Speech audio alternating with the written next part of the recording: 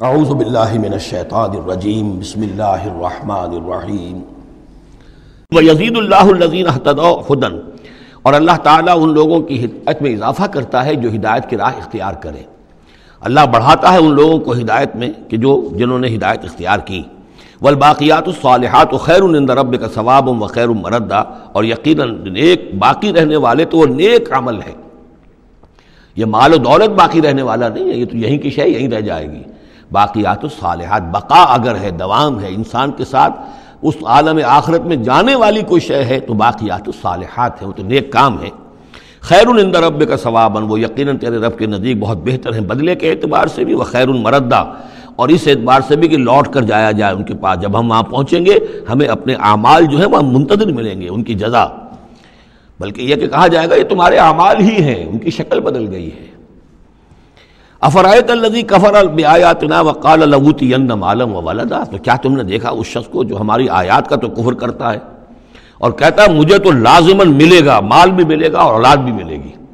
یہ وہی بات سمجھ لیجیے سورہ کہف میں آ چکی ہے کہ اس نے کہا تھا وَلَئِن رُدِدتُّ إِلَىٰ رَبِّي لَأَجِدَنَّ خَيْرًا مِنْهَا مُنْقَلَبًا، تم جو ہو جوتیاں پھٹکار رہے ہو یہاں پر بھی، تمہیں وہاں بھی کچھ نہیں ملنا۔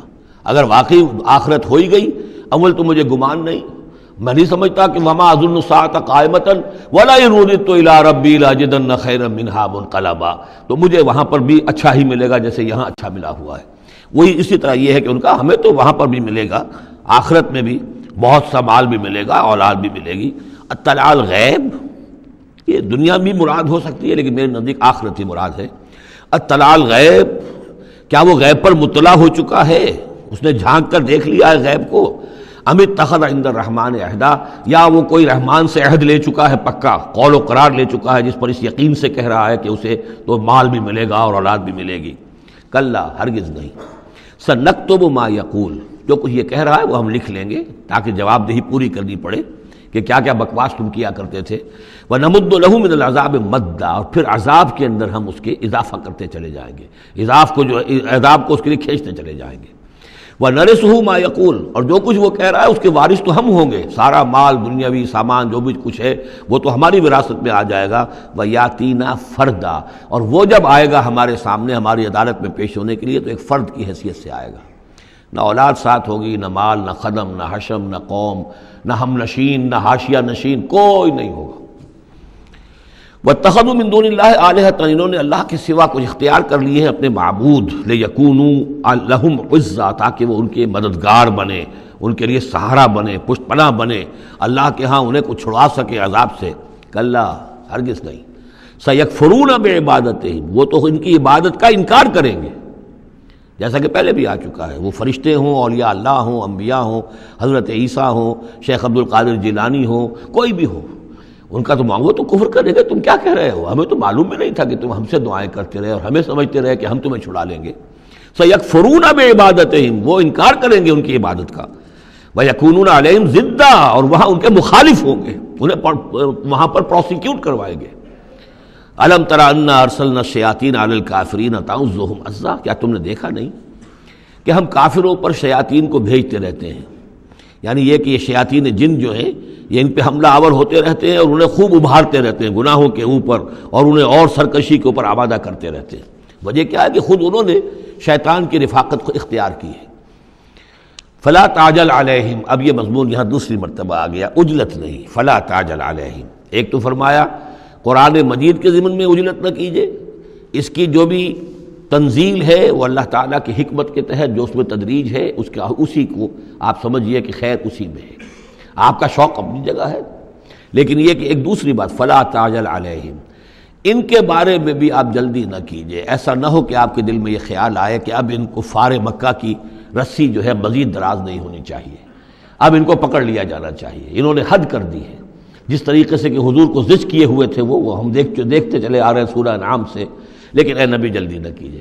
فلا تعجل علیہم، ان کی مخالفت، علی یہاں پر آ رہا ہے، فلا تعجل علیہم انما نعد لہم عدا، ہم ان کی پوری گنتی کر رہے ہیں، ایک ایک عمل ان کا لکھا جا رہا ہے، ہر چیز کا ان کو جواب دہی کرنی ہوگی، ہر چیز کی ان کو سزا مل جائے گی، لیکن یہ کہ ہمارے ہر کام کے اندر جو بھی فطری تدریج ہے، اس کی جو توقیت ہے، اس کا جو نظام ہم نے بنا رکھا ہے وہ اسی کے مطابق ہوگا۔ یوم نحشر المتقین الی الرحمن وفدا، یاد کرو جس دن کی ہم جمع کریں گے اہل تقویٰ کو، وہ رحمان کی طرف آئیں گے مہمانوں کی صورت میں، جیسے مہمانوں کا استقبال ہوتا ہے، وفد آیا ہے۔ وَنَسُوقُ الْمُجْرِمِينَ إِلَىٰ جَهَنَّمَ وِرْدًا، اور جو مجرم ہیں انہیں ہم دھکیلیں گے، دھکے دیں گے، ہانک کر لے جائیں گے جہنم کی طرف، جیسے کہ کوئی پیاسے جانور جاتے ہیں گھاٹ کی طرف۔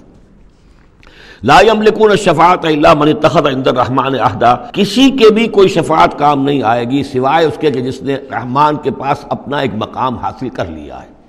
یعنی ایک شخص جو ہے بنیادی طور پر اللہ کے ساتھ اس نے اپنا عہد نبھایا ہو، اللہ کی بندگی کر رہا ہو، کوئی خطائیں ہو گئی ہیں، کوئی غلطیاں ہو گئی ہیں، جیسے کوئی پھسل جاتا ہے، کوئی کمزور بھی ہوتا ہے انسان، ایسے لوگوں کے لیے تو شفاعت مفید ہو سکتی ہے۔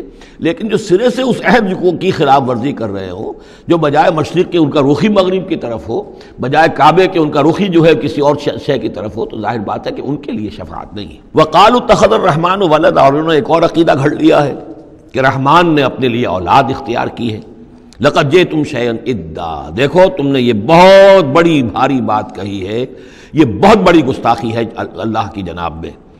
اور کتنی بھاری گستاخی ہے ذرا نوٹ کیجئے الفاظ، تکاد السماوات یتفطرن منہ، قریب ہے کہ آسمان پھٹ پڑے تمہاری اس گستاخی پر، وتنشق الارض، اور قریب ہے کہ زمین شق ہو جائے، وتخر الجبال حدا، اور یہ پہاڑ جو ہے دھماکے کے ساتھ گر پڑے، ان دعوا للرحمن ولدا، کہ انہوں نے رحمان کے لیے بیٹا قرار دیا، بیٹی قرار دی۔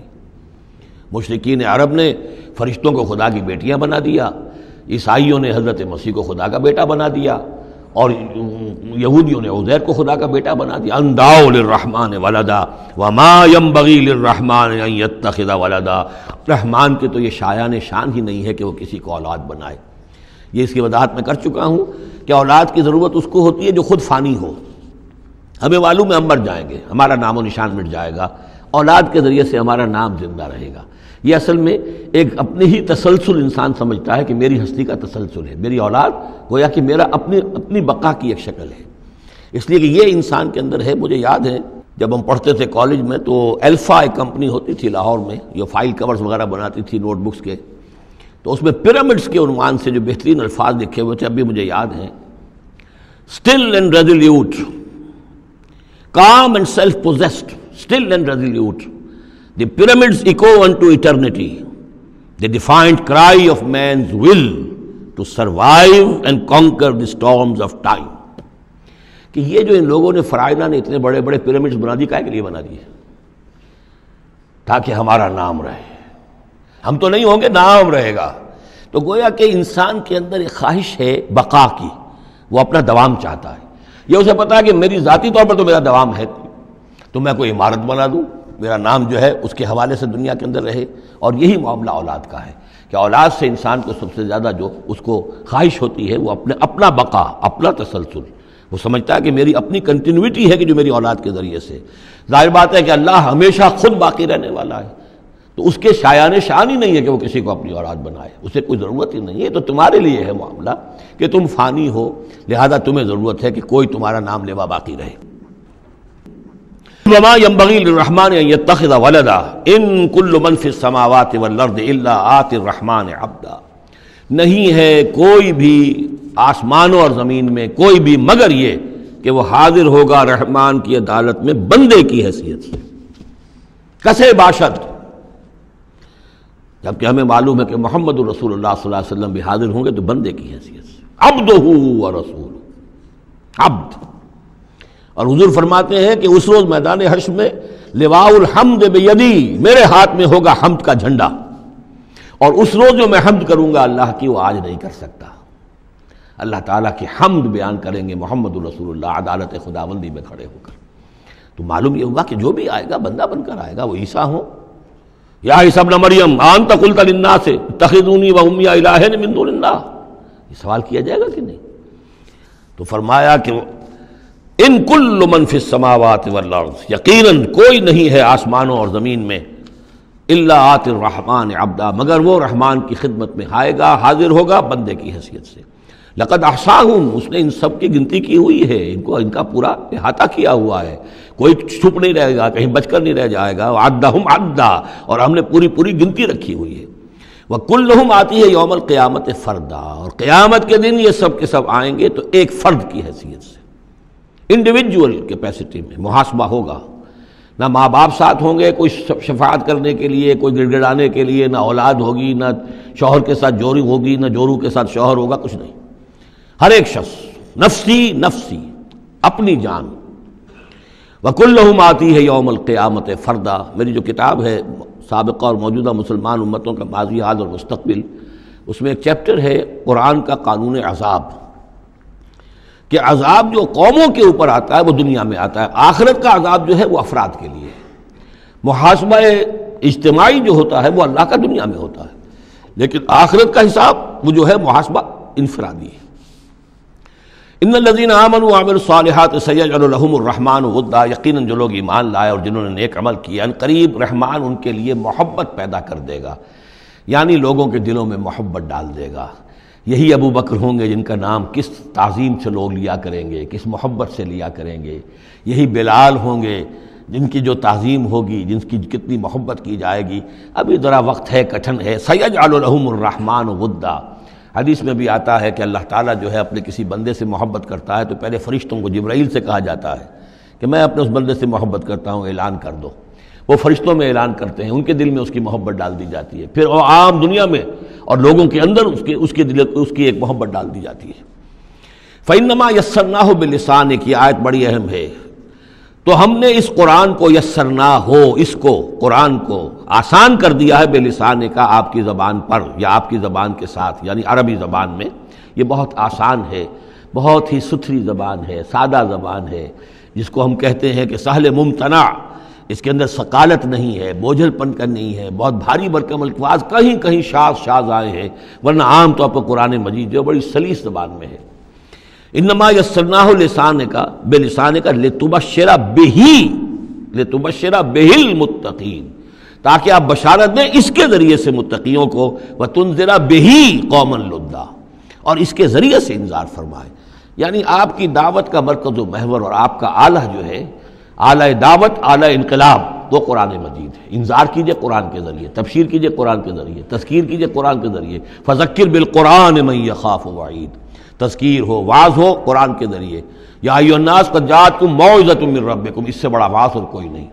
تزکیہ نفس ہو قرآن کے ذریعے سے، شفاء لما فی الصدور یہ ہے، سورہ یونس میں بھی آ چکا، سورہ بنی اسرائیل میں بھی آ چکا۔ وَنُنَزِّلُ مِنَ الْقُرْآنِ مَا هُوَ شِفَاءٌ وَرَحْمَةٌ لِّلْمُؤْمِنِينَ، تو قرآن مجید ہی در حقیقت دعوت اور تربیت کا اور تعلیم کا گویا کہ اس کا محور ہے، مرکز و محور۔ فَإِنَّمَا يَسَّرْنَاهُ بِلِسَانِكَ لِتُبَشِّرَ بِهِ الْمُتَّقِينَ وَتُنذِرَ بِهِ قَوْمًا لُدًّا وَكَمْ أَهْلَكْنَا قَبْلَهُم مِّن قَرْنٍ، اور ان سے پہلے ہم نے کتنی ہی قوموں کو ہلاک کیا۔ هَلْ تُحِسُّ مِنْهُم مِّنْ أَحَدٍ، ان میں سے کسی کی کوئی آہٹ تمہیں نظر آتی ہے؟ کہیں کوئی باقی ہے نام و نشان؟ کہیں عاد کا کوئی نام و نشان باقی ہے؟ اور تسمع لهم رکزا، یا کہیں ان کی کوئی بھنک تمہارے کان میں آتی ہے؟ معلومہ نسیا منسیا، ختم ہو گئے۔ تو اسی طریقے سے یہ آج اکڑ رہے ہیں، ان کا حال بھی یہی ہو جائے گا۔ صدق اللہ العظیم۔